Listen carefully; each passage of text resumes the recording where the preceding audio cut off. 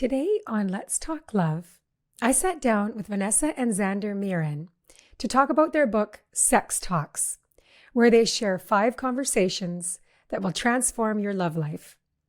Vanessa is a licensed psychotherapist with 20 years of experience in the sex therapy field. Xander refers to himself as a regular dude who's been married to a sex therapist for over a decade. They say, the loss of spark isn't actually about the loss of the spark. It's about the lack of communication. Vanessa and Xander give us real and practical ways to learn more about ourselves and our partners, and dialogue to talk about it openly, clearly, and lovingly. I highly recommend their book and following their work for ways to improve your sex life. As I say at the end of the podcast, life is too short not to have great sex. Enjoy. Welcome to Let's Talk Love, the podcast that brings you real talk, fresh ideas, and expert insights every week. Our guests are the most trusted voices in love and relationships, and they're here for you with tools, information, and friendly advice to help you expand the ways you love, relate, and communicate. We tackle the big questions, not shying away from the complex, the messy, the awkward, and the joyful parts of relationships. I'm your host, Robin Ducharme. Now, let's talk love.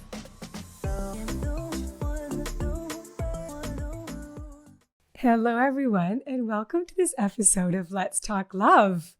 Today, we are going to be talking about, I think, hopefully, some of our favorite subjects. Our favorite subject is sex, which is like, I'm so excited about this. And we have very special guests, husband and wife, Vanessa and Xander Marin. Thank you for joining us. Thanks so much for having us. I'm really excited to be here. I've been preparing for our podcast and loving your book. I've been Sex Talks. It is such a fantastic book, and I can't wait to dive into the content and ask questions and just go through. First of all, I would just love to know. So your book is 5 conversations that will transform your love life. And I've read a lot of sex books. Every week I read a new relationship book.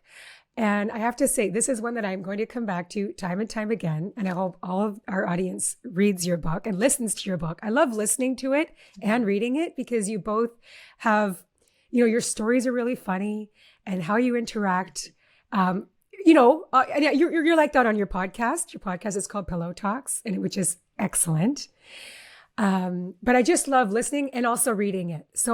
But it's going to become like one of my sex Bibles because there's a lot that you can go back to, a lot of conversation tips, a lot of ways that you can engage with your partner about talking about sex. So kudos to you on writing an excellent book. Thank you so much. It never gets old seeing it in somebody's hand. And yeah, it's such an honor to hear that it's one of your favorites, especially knowing that you read so many. Definitely. So why don't we just start on why you wrote this book? Like what inspired you to put everything you're doing through your audience into a book? Honestly, the very first idea to write the book happened many years ago at the beginning of our relationship. We went through something that I think so many couples can relate to.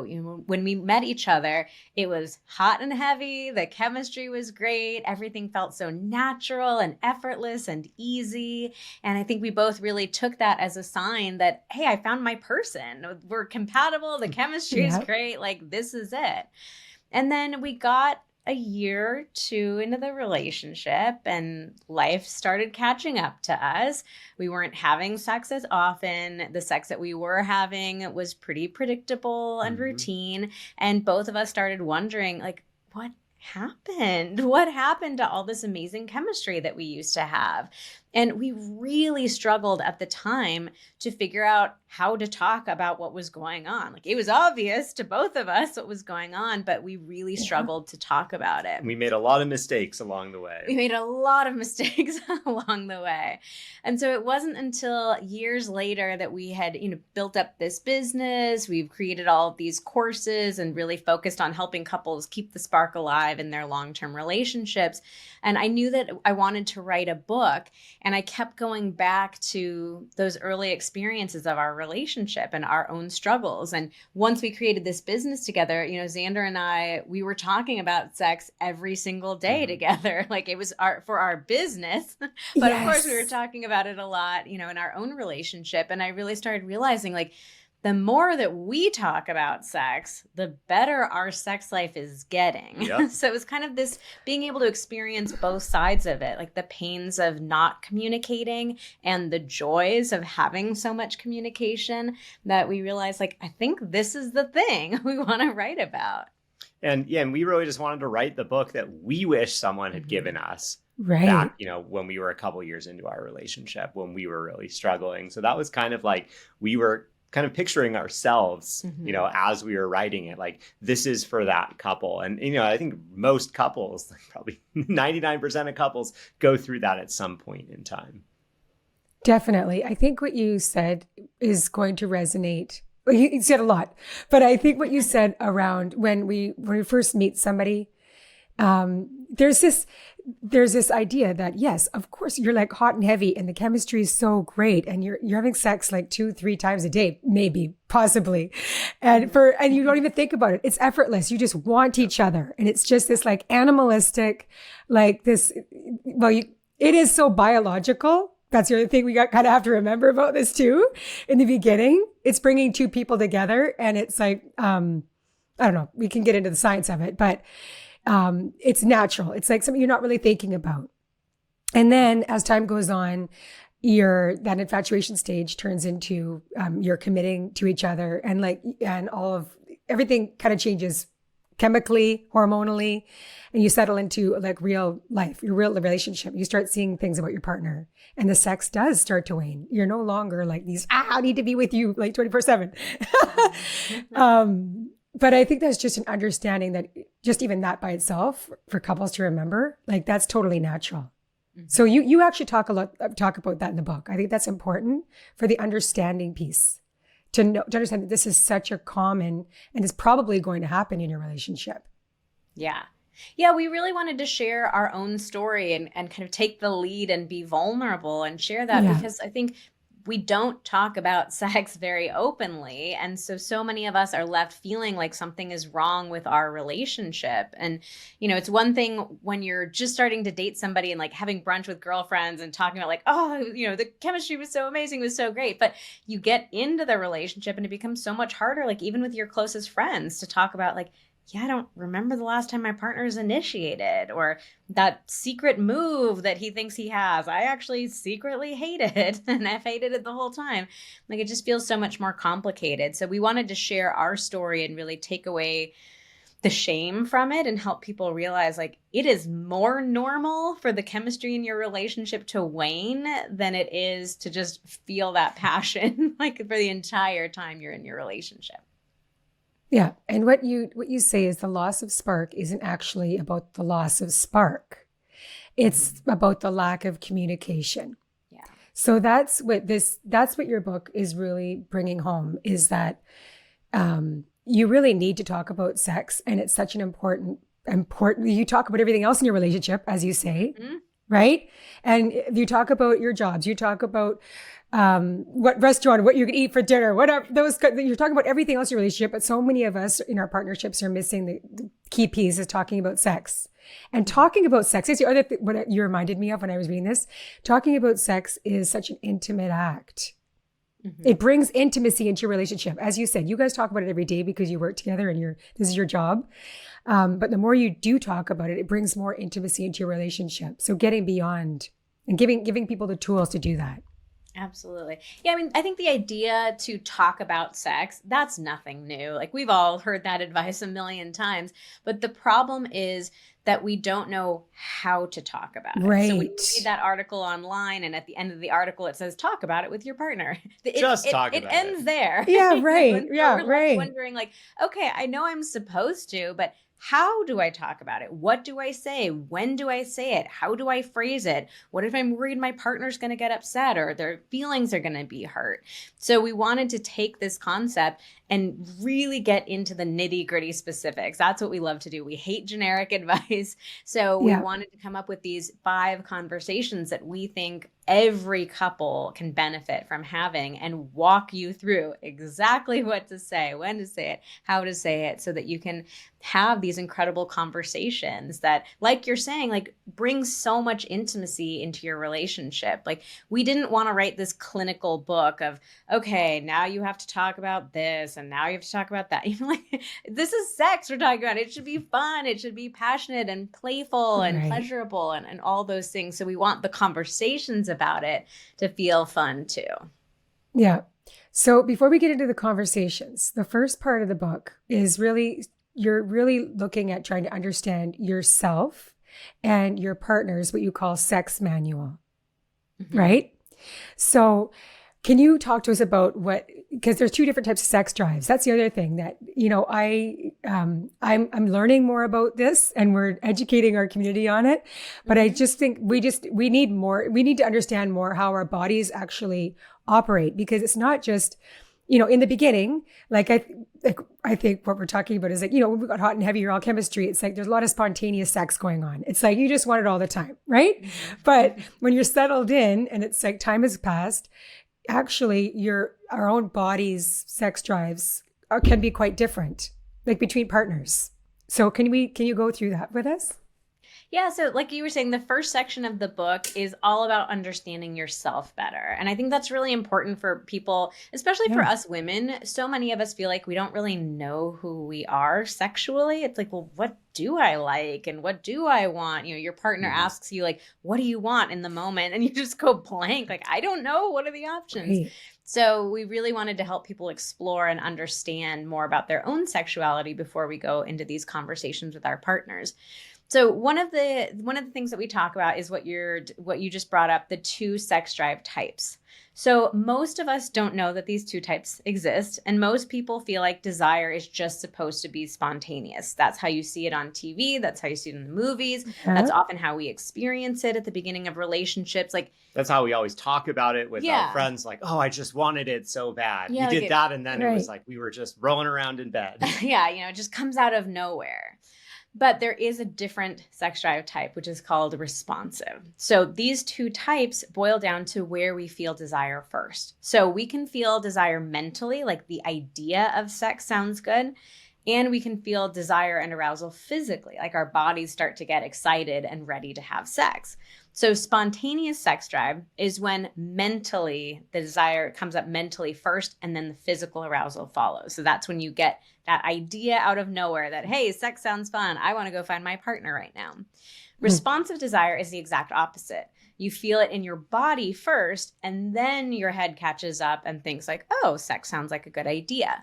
So the classic way to know that you're responsive, and by the way, the majority of women are responsive sex drive types, but the classic way of knowing is if you've ever found yourself in the middle of sex or at the end of sex even, thinking to yourself, this is really fun. Why don't I want this more often? So the really important thing to understand is that if you have responsive desire, it doesn't mean that you're low desire or no desire. It's just that your body has to be turned on first. So if you approach a responsive sex drive type, just out of the blue, like, hey, are you interested in sex? Do you want to have sex right now? They're almost always going to say no, because they haven't had any physical stimulation yet. So it's just a really crucial misunderstanding that so many women in particular have, where we're beating ourselves up for thinking, oh my God, my sex drive is so low, when we're just actually in reality not understanding that we need to give our body attention first. And then the second big misunderstanding that so many of us have is, we hear that information and we go, oh, so like maybe I do have a responsive type, or maybe my partner is a responsive type. But if I rewind it back to the beginning of our relationship, didn't it seem like we were having all of this spontaneous sex?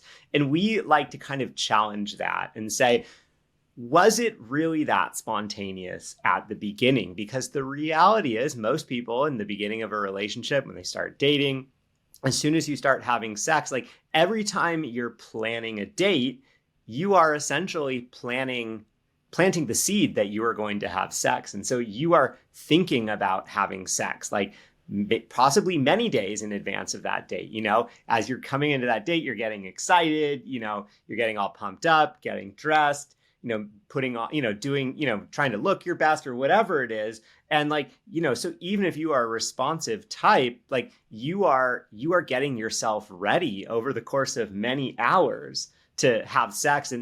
But then we remember that as, oh, it was just so spontaneous. But the reality is that we put a lot of effort in at the beginning of a relationship. And then, it's, later on, maybe after we are more committed, we're living together, that, if someone is spontaneous, it is more likely that you are just going to get that random question like, hey, want to do it, in the middle of the day? And all of a sudden it's like, oh, like I don't want to do it because I'm not prepared. I haven't put any effort into that yet. Yeah. There's just so many lessons that I learned from reading this, because that just brings up so many questions for me around, which is there's just all these things that people can relate to. And well, we'll get into it, but I want to talk about the 5 conversations, because I think that's important for us to go through. So, conversation 1 is the importance of acknowledgement that really sex is a thing and we have it, right? Like, it's just like, all right, like this is. So let's go through that one to start out with. Why is acknowledgement the first question that you want to address? So the mistake that most people make when they talk about sex is they wait until they don't want to talk about it. So they wait until something is really wrong or bad. And then they're so anxious to bring it up to their partner that then their partner feels the anxiety, and it just turns into this big, awkward, uncomfortable conversation, or maybe even a fight. So what we wanted to do is help people avoid that conversation, because that, of course, only reinforces like, oh, I do not want to talk about sex. It goes badly whenever we do. So we want to take a completely different approach. And we want people to start with getting comfortable talking about sex in a positive or even a neutral way. So we don't want to go in with the complaints or the criticisms or even the requests. We just want to get comfortable talking about it. Because the reality is, so many couples, even couples who have been together years or decades, like haven't had a genuinely open, useful, and productive conversation about sex, which is wild. Yeah, or maybe you have a lot of roundabout conversations, right? Like, sort of like, hey, want to do it, but not much else more than that. That's just an initiation. That's not a conversation even. Right. So we wanted to start with just getting comfortable with sex as a topic of conversation. So that's what this acknowledgement chapter is all about. So here's a great little exercise that people can do after listening to this episode is take a moment to think about one of your favorite sexual memories with your partner, and then share that memory with them today. So you can share it face to face. If you're really nervous, you can even text it. But all you're doing is sharing the memory. Like, you know what popped into my head today? Like, I was just thinking about that anniversary trip that we took, that hotel that we stayed at in Mexico. We stayed in bed all day that one day. Like, just popped into my head randomly. It was just a fun memory. So I wanted to share it with you. So even though that sounds, like a pretty simple, like, is that even a conversation? Like, you're actually doing a lot of things with that. You're starting to create this foundation in your relationship that sex can be a safe and fun topic to talk about. So you're not giving, any complaints to your partner. You're not making any requests of them. You're not telling them anything they're doing wrong. You're just giving them this experience of, hey, we can talk about sex and it can be fun and sexy and flirtatious. And there doesn't have to be any sort of ulterior motive behind it either. Right. And so you share a story in your book about, your anniversary trip to South Africa and how you're having sex with the elephant's watering hole and all this. And actually, it was just like, so really, it's like you said, you're bringing in intimacy on this very special experience you both shared. And I like the idea about having you've got inside jokes, you've got this history together and just sharing that experience. And then, of course, it will bring up more conversation, hopefully, around what do you think? Like, let's create more of these experiences. It opens the door. Yeah. Right? Yeah. Yes. So, all you're trying to do in that first conversation is just getting comfortable talking about it. And so we walk you through other things too. Like if you're somebody who just hasn't even said a lot of these words out loud, there are some exercises for you in there and just other ways to talk about it, but without any sort of goal. You're not trying to do anything other than just get comfortable talking about it. Yeah. Okay. So what would be the next conversation that's really important? Conversation 2 is connection. What do we need to feel close to each other? So we want to talk about emotional intimacy, which I think may surprise some people. They may think like, oh, this is a sex book. When are we talking about the kinky fantasies? But emotional intimacy is so important in a relationship. Like too often we think of sex as something that just happens at the end of the night in the bedroom with the door locked and the lights turned off, and we compartmentalize it. But that's just like not a good approach to it, because how the two of you relate to each other throughout the day is going to affect how you show up in the bedroom at the end of the night. Yeah, we hear from so many couples who are like, we haven't been having sex. It's been months and months. Like, what's going on? And the first question is like, what's going on otherwise with the two of you? Like, how's your general connection? And it's like, oh, well, we're super busy, with work and the kids. We never see each other. When we see each other, we're only arguing, but we're not having sex. And like, if we were having sex, maybe those other things wouldn't be happening. It's like, well, maybe it's all those other things that are impacting the sex. Like, of course you're not having great sex because you're not having much of a connection right now.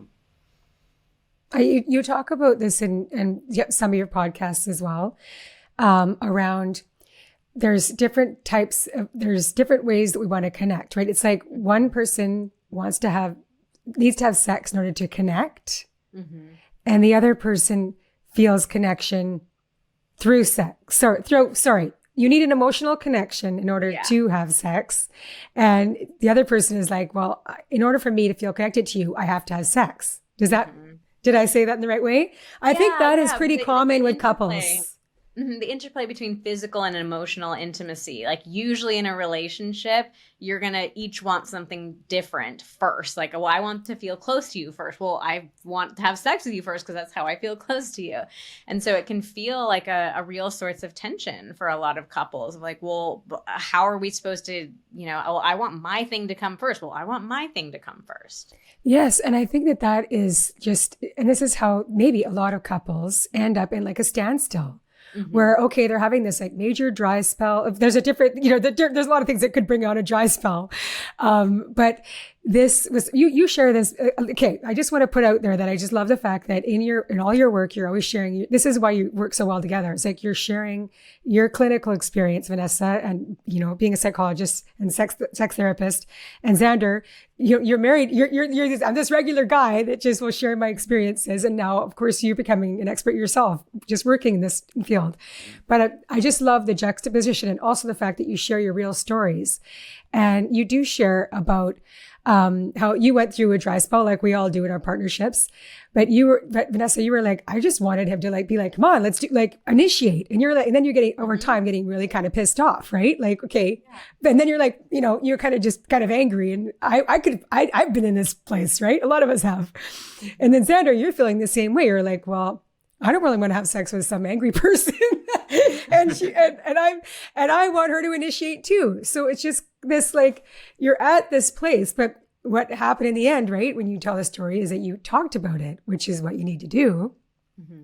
And then you came to understand each other, that this is how I'm feeling. This is why I'm not initiating.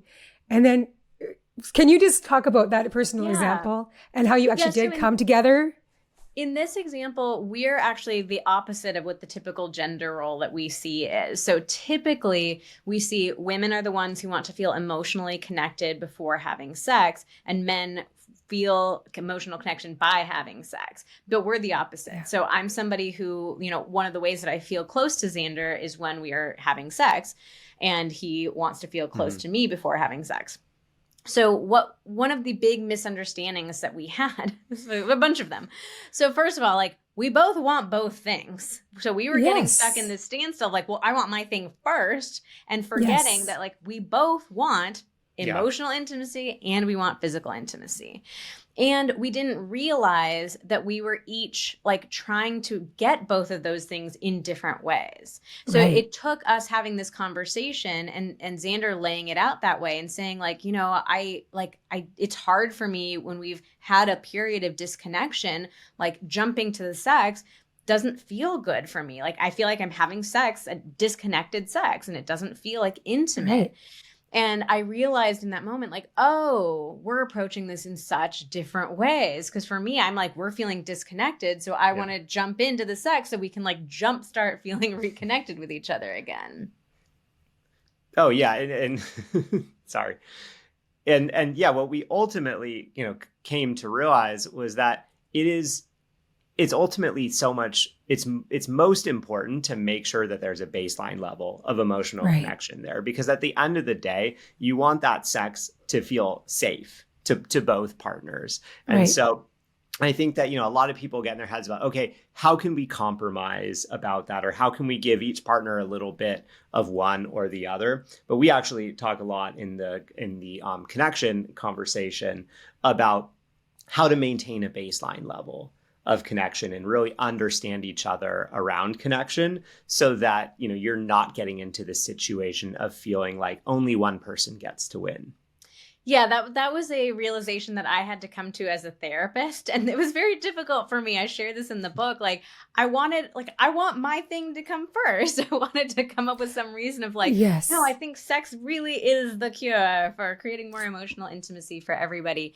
But in working with so many clients and, talking to our community and a lot of conversations that we had in our own relationship, I realized like, yeah, I do think it actually is important for the emotional intimacy to come first, especially if a couple has been going through a difficult time, because it just doesn't feel safe to the person who's, wanting that emotional intimacy to have to jump into physical. So we encourage couples to create, like Xander was saying, like, have a closer connection with each other. And in this chapter, we talk so much about like very practical, simple, everyday ways you can maintain that connection, so it doesn't feel like you're always getting into these like deficits and then having to work back up into feeling connected again.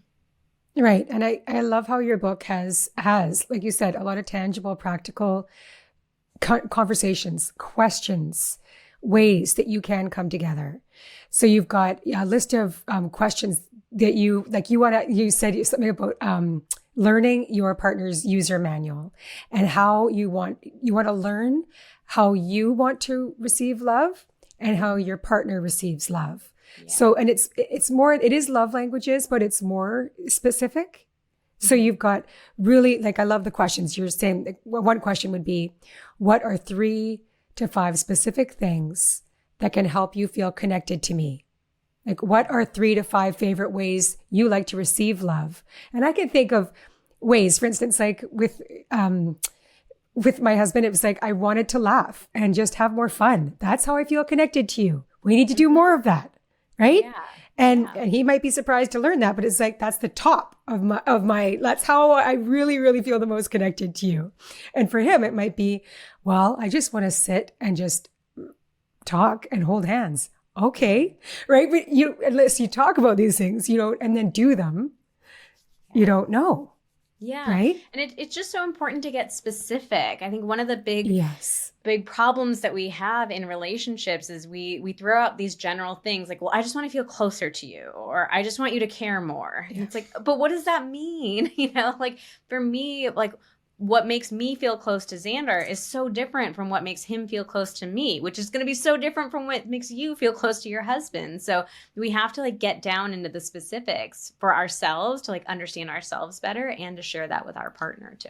Yeah. When we talk about it, in a vague sort of way like that, or we don't talk about it at all, what ends up happening is, we end up we see the world through our own eyes. And so we tend to assume, oh, okay, well, this is the way that I like to receive love. This is the way that I like to feel cared for, or this is the way I like to feel connected. And so I'm going to do those things for my partner. And, like you said, in every partnership, almost everyone has a different order of, what the top thing is. And so for me, I'm a big physical touch person. I love when Vanessa comes and gives me a hug out of nowhere.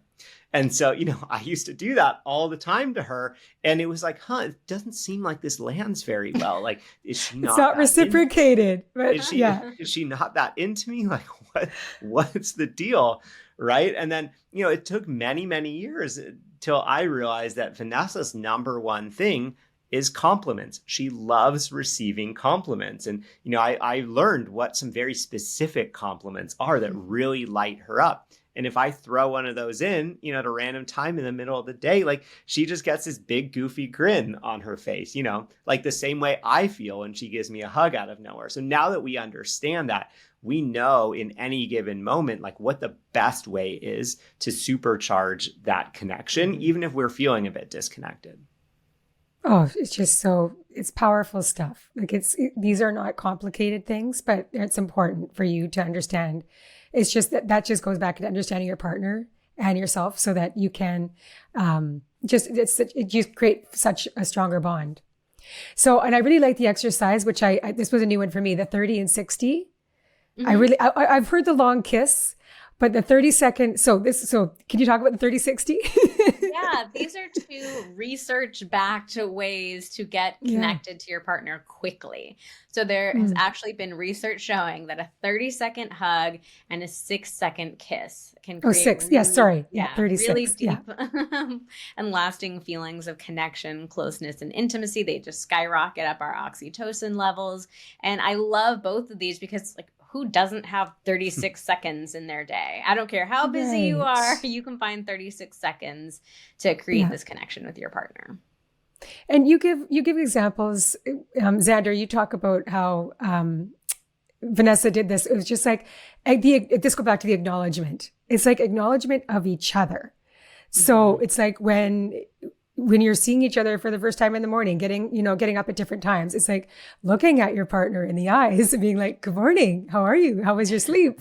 It's just, these are simple things, but we can get lost in in our book or our phone or just whatever we're doing.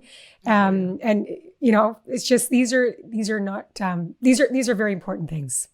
Let's just say that. Right? Yeah. Simple things, but they're so powerful. And those are really our favorite techniques to find because, so often people think like, oh, well, we have to go away on a vacation together. Or we have to go to like a couples retreat or something like that. I'm like, that's great if you can, but really, that's like a cherry on top type of thing. Like what we're really looking for, like what are the things that you can do late on a Tuesday night when you've had a crappy day and you just want to feel connected quickly. Like we want the maximum bang for your buck. You talk about rituals and how rituals are very important in a partnership, but you do these things daily, that's where I think we want to get to, is like every day we do these things to keep ourselves connected. This is preventive medicine. Oh yeah. And so this is, you talk about every night you cuddle in bed for 5 minutes or however long it is, right? Mm-hmm. And you take your dogs for a walk every day together. So this is your connection time that you make time for each other. Anyways, I just love the examples you give. So it's good. So the third, go ahead. Oh, sorry. I was just going to say, I think with a lot of those really simple things, it's easy for those pieces of advice to go in one ear and out the other. It's like, oh yeah, well, like obviously I should know what my partner, how my partner likes to feel connected to me. But it is creating that habit or creating that ritual with that, seemingly simple piece of advice that is when it starts to get really powerful, because we'll hear me like, oh, that's so simple. And you do it once, you're like, oh, cool. That was great. And then you forget about it. And it's like a month later and you're like, oh shoot, I was supposed to try to make you laugh because you love that. So, it's actually, you need to rewire your brain to like, it's not that it's simple. It's like, oh, it's simple. And I have to start doing this on a daily basis or a weekly basis. And maybe even set some reminders for yourself until you get into that habit and that habit becomes a ritual. And then that becomes a really meaningful thing. And you did that. Xander, you put a reminder on your phone to give Vanessa compliments because you're like, that really worked. Like, I think your compliment to her was like, you kicked ass, or way to go, like that, you rocked it, or I can't remember what exact, but it's something along those lines.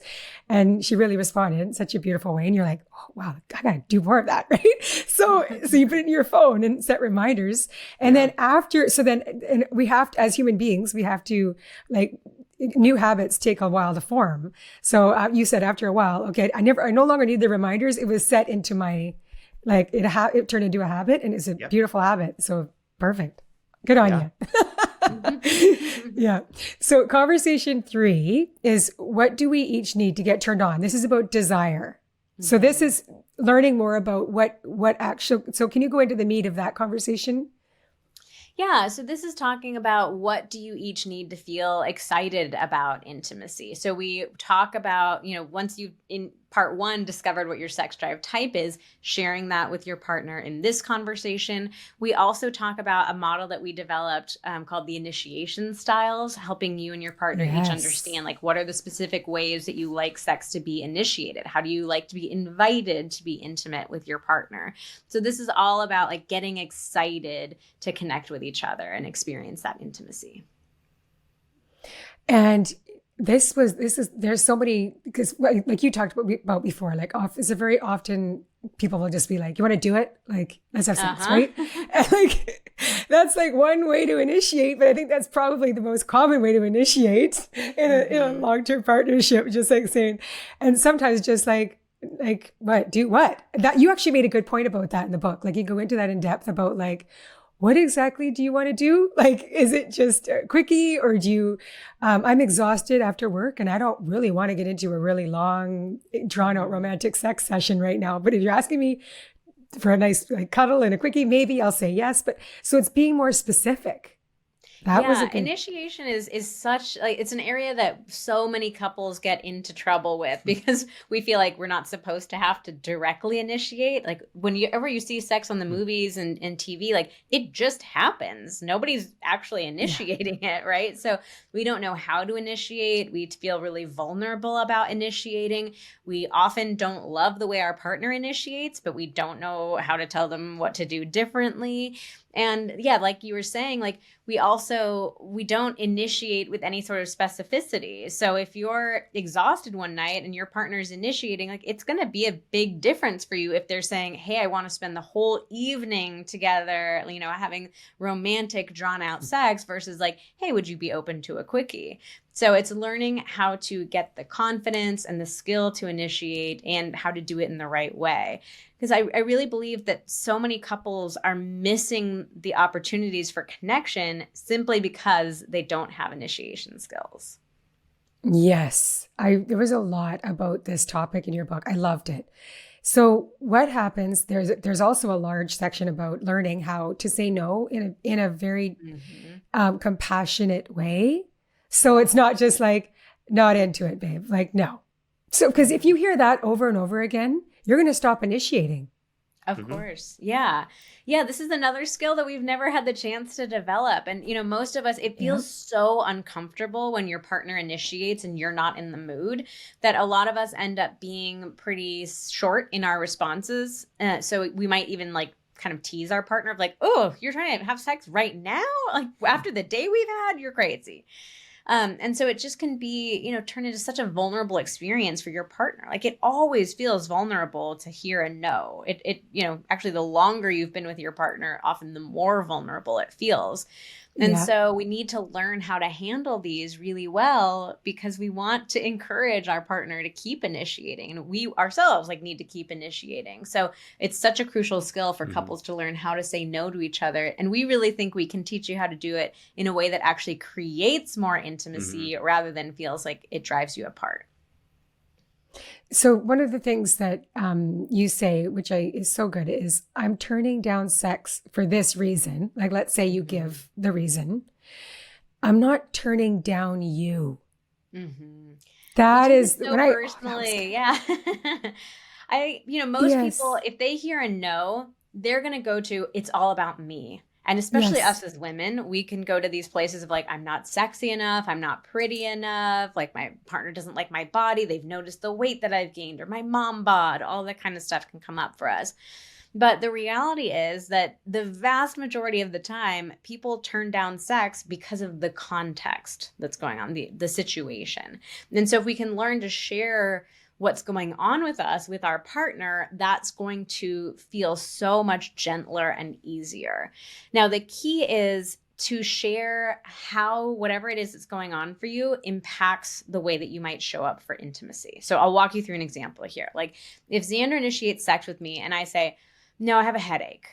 Like, I'm like, yeah, sure. Headache again. All right. Yeah. It kind of feels like the classic, excuse for sex. But if I was to say to him, like, I really appreciate you initiating. I have such a bad headache right now though, and I know that it's not going to allow me to show up in the moment with you and be present and connected and have fun the way that we usually do. And that's so important to me. Like, then he's really getting the message that sex is important to me, our intimacy is important to me, the way that I show up with him is important to me.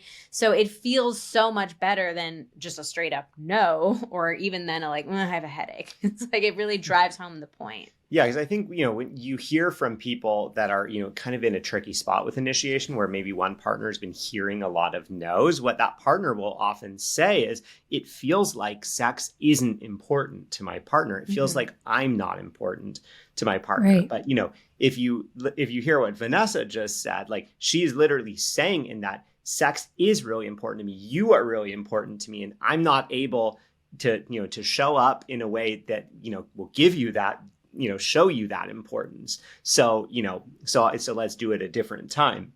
And I think the other kind of bonus points that you can add on top of that, if you're up for it, obviously if you have a migraine or something, you just need to lie on the couch, just lie on the couch. But if you're open to it, suggesting another form of physical or emotional intimacy can be really valuable. Like, hey, I have a really bad headache. I can't show up the way I would like to, but I am totally open to cuddle on the couch and watch this TV show with you. Because so often we are just looking for emotional intimacy, whether it's through sex or through something else. So instead of it just being like a no, and we go to separate ends of the room and we don't talk to each other, it's like, hey, let's do something together, whether it's sitting on the couch, going for a walk, maybe, a different sexual activity, whatever it is that you're open to. I think that way, whoever initiated, there is that vulnerability. You are hearing a no, but you're also getting something else out of it. Right. I can think of, first of all, I wanted to talk about, part of this question. So I can think of an example in my own life of I think it hurts no matter, it stings when you hear no, even when you're initiating, no matter, like you said, where you are in your relationship. So I could think of a time when, my husband and I were on a trip and I was like, would you like to make love? He was like, really, I'm so I really don't want to do it right now, but let's go for dinner. Let's go for a walk. And then when we come back, I'd love to. So it's like, okay, there was this, in the future, we will get to that point. And it was great that night. Right. But that's the other part I want to ask you about is if you are saying no, and whatever reason that is, that you have every right to say no, but are you also adding in, somehow tomorrow or the next day, I would love to, or it's like is that you're putting the onus on the person that said no to come back to the other person later on, right? In some sort of expectation. That is one way that you can do it. Of course, all approaches, different things are going to work for different couples. But one way to approach it can be really nice is, if you're saying no to sex, then you are also committing to, I'm going to initiate with you the next time. So that you're creating more of a balance in your relationship, making sure you're both doing initiating, because it is a vulnerable thing to do. You can also just build more time into it. So people often think of initiation as something that has to happen in that moment. But for a lot of people, it's actually more exciting to draw initiation out. So your partner might actually like for you, maybe in the morning, hey, do you want to be intimate tonight? Or do you want to be intimate tomorrow? It gives you that time to build up some anticipation and to get yourself ready and excited for it. So it doesn't have to be a right now or nothing type of thing. Right. So conversation 4 is about pleasure. And this is about what do we each need to feel good? Yes. So, go ahead. Yeah, this is such an important conversation.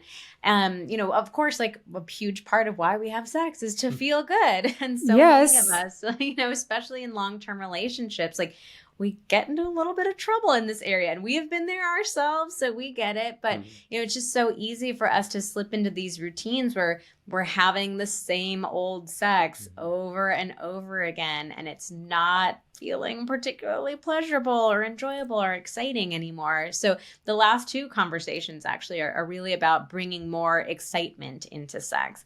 And particularly in conversation 4, we also wanted to talk about, in male-female relationships, the orgasm gap. The fact that we women are having far fewer orgasms and experiencing far less pleasure than our male partners are. So we talk a lot about how female pleasure really works, how we need to like balance the scales so both partners can enjoy the experience. And this conversation also loops back to the desire conversation really nicely because of something that we call the enjoyment desire connection, which is that if you are not enjoying the sex that you are having, you are not going to crave it. It wouldn't make any sense to. But so many women feel, and women in particular, feel like, oh, I have no sex drive. What's wrong with me? I'm broken. They're just not enjoying it. We ask them is, okay, well, tell us about the sex that you're having. Well, it's boring. It's predictable. It's all about his pleasure. I don't really get anything from it. So it's like, well, why would you crave that then? It makes no sense to crave an unenjoyable experience. So the good news here is that you can kind of tackle two things at the same time. Like if you work on having more pleasurable sex, you're going to have more pleasure and more orgasms, and you're also going to increase your sex drive. This is important stuff. When I was like and there's the whole back part of the book is all about pleasure and learning how to, like you say, the two most common reasons for low sex drive are lack of communication, which is very, very important, and lack of enjoyment. Yeah. So if you're like, you want to be enjoying what you're doing in the bedroom, otherwise you're not going to want it. Yeah. So of course. Yeah. Yeah. So like I dog-eared like a whole bunch of pages because this is about like, you've got a section about where I like to be touched. And this is for you to understand yourself and talk to your partner about like how I like to be touched, where I like to be kissed, how I like to be kissed. And I think this is like your touch map, right? Yeah. And what the energy that turns me on. I was like, oh, that's an interesting. And there's all of these choices that you can circle and talk to your partner about. Cause I'm like, that's the other thing where you might have differences with your partner. Like I want this energy and he might want that energy. So it's good to know and good to talk about. Yeah. So many things. We love giving options. Like we don't want to just ask these open-ended, broad questions because so many of us are like, oh, I don't know. So there's so many exercises in the book where it's like, okay, here's a whole menu of options. What sounds good to you? And I think, the energy that we want to have during sex is such a great question that most couples have never talked about before. But it's, it makes such a big difference. The energy that we tend to enjoy, it's going to be so different from the energy that a different couple tends to enjoy. But if we never talk about it, I mean, just imagine, you're in the mood for like your partner to be romantic and sensual and making eye contact and telling you how much they love you. And they're going for some like wild, animalistic, like intense. Right. You're like, what is happening? So we want to get on the same page about like, okay, these are like the top 5 kind of energetic experiences that we like to have with each other. Yeah, I think a lot of people just don't realize that there are sort of options when it comes to the energy that you show up to sex with. And when you don't talk about it, or if you never really thought about that, sex just, it, kind of turns into this narrow thing like, okay, well, this is just how it is for us. And it's kind of always the same type of energy. And, maybe that works for one or both of you most of the time, but the reality is probably one or both of you are going to be getting a little bit bored of that energy. But if you're feeling like you want to show up with a different energy, you don't know how to do that because you feel kind of locked into the way that you've been doing it. So I think, we really want to give people the language to be able to discuss what is the experience that I want to have? And I think it kind of opens the possibilities up for people of like, oh, it doesn't always have to be super serious and like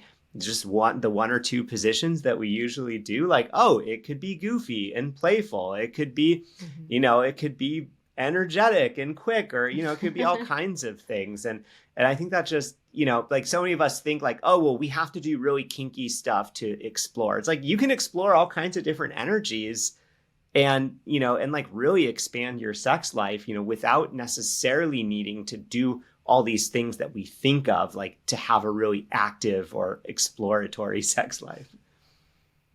Yeah. And there is this section that I love this about fantasies. right? And talking to each other about what you'd really like to try.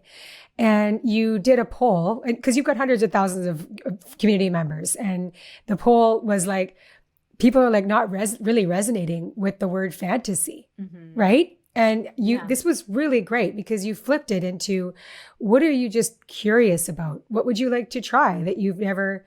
So talking to each other about your curiosity rather than this, because fantasy just is this loaded word. Like I think about, I was talking to my best friend about this yesterday. I'm like, I don't think I've got many fantasies. Right? I think I'm curious about this, curious about that. So that just kind of opens it up. Yeah, so this is conversation 5, exploration. Like, what should we try next? And I think most of us, we think of fantasy as something like, oh, that means I have to know that I'm super turned on by it and it's going to give me the best orgasm I've ever had. And it's like this wildly kinky, very involved thing. And I can't stop thinking about it. Yeah, and it doesn't have to be that way. If you have a fantasy, that's amazing, but it doesn't have to be that way. So we love the word curiosity instead. Like, what's something that you're curious about trying? But even like fantasies can also be things that you guys do already. It doesn't have to be something brand new. So another way to think about exploration is to think back to the earlier stages of your relationship. And like, what did you used to do during sex that maybe you haven't done in a while? So if you feel very nervous about trying something new in the bedroom, exploring, like just go back to, oh yeah, we used to spend a whole lot more time using our hands on each other, or we used to do a lot of oral sex and we haven't done that in a while, or we used to try a lot of different positions. Like just go back to something that you've already done, but just haven't done in a long time. Yeah. So what if, this is a question that I've talked about with my friends before, because I just think about like our boyfriends way back when, and you're just like, oh my God, like that guy was such a terrible kisser. And we like laugh about it. But like, what if you are with somebody and you're just not enjoying something that you're just doing on a regular basis with them? For instance, kissing. Because I think that I've learned so much from both of you on just even how to have these hard conversations. That's what a lot of your book is talking about. Like, you have to have the conversations, but there's a way to do it as well in a loving way and in a productive way. Yes. Yes, feedback is such an important thing. This is in conversation 4. It's like how to give feedback in a helpful way. So like I was saying, like right at the beginning of this interview, the mistake that a lot of us make is we wait until we're really frustrated or really disliking something our partner is doing. And then we kind of come at them with like, oh, I hate the way you kiss, or like the way you initiate is so bad. Of course, if we say it like that, that's going to hurt your partner's feelings. It's going to put them on the defensive, and they're not going to want to make any changes because they're just going to feel embarrassed and ashamed. So instead, we have what we call positively pleasurable feedback, which is learning how to give feedback in a way that is like focused on the positive, on what is working, on what you like. So focus on asking your partner, more for things that you like and you enjoy rather than talking about the things that you don't like. And there's always a way to turn it around, to flip it around and to focus on the positive. So one of the most classic examples that we hear is women say, oh, he rushes to sex so quickly. It's just like we're kissing and then 30 seconds later, he's trying to get inside of me. So again, if you say it like that, like, oh, why are you always in a rush? Slow down. Like your partner's, that's going to hurt his feelings. But if you say to him something like, what turns me on so much? When you go so slow, you're touching me, kissing me everywhere, and you get me to the point where I'm begging you to go further. Like, that just sounds sexy in and of itself. That's going to be a turn on to your partner. But it also makes your partner feel so much more motivated to actually follow through on that. It's like you're telling him, like, here is the golden key to making me feel good and enjoy the experience and crave this experience. And like kind of pumping him up already about like, it makes me feel so good when you do that. So it makes him feel excited and motivated to actually keep doing those things. Right. Well, I just wanted to close on something that I thought was really important that you talk about a lot on your podcast and in your book about appreciation, gratitude, focusing on the positives, like you just said, Vanessa, like how important those things are to do.